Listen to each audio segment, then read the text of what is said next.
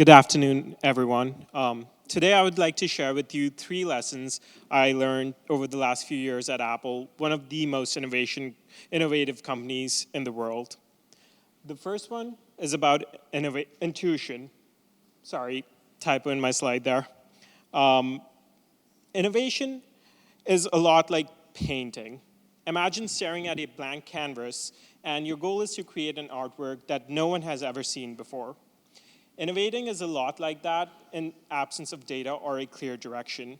And it can often feel like you're making wild shots in the dark, but the reality is there is an intangible force guiding each decision you make, and that force is intuition. It's shaped by all that we've seen and all that we've done, and it acts like our internal compass. Steve Jobs was famous for relying on his intuition and once said that people don't know what they want until they see it.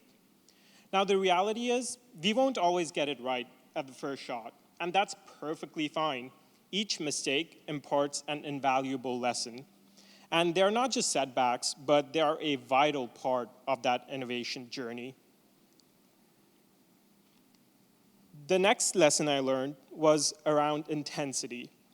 Have you ever been wrapped up in something that you lose all track of time when every fiber of your being is invested in that one thing and everything else fades away? That's the kind of passion and intensity I'm talking about.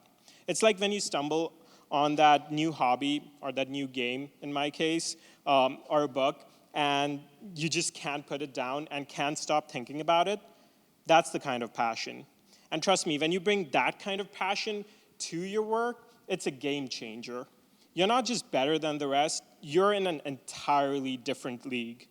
I wanted to read some excerpts from a note that I received on my first day at Apple and share that with you. The note started with, "There's work, and there's your life's work. The kind of work that has your fingerprints all over it. The kind of work that you'd never compromise on." And then it goes on to end by saying, "People don't come here to play it safe. They come here to swim in the deep end."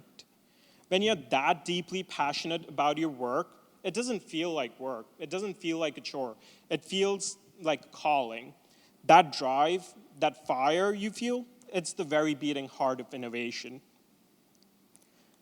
Oop, I broke it. It's not broken. Okay. The last lesson I would like to share with you today is about saying no, not yes.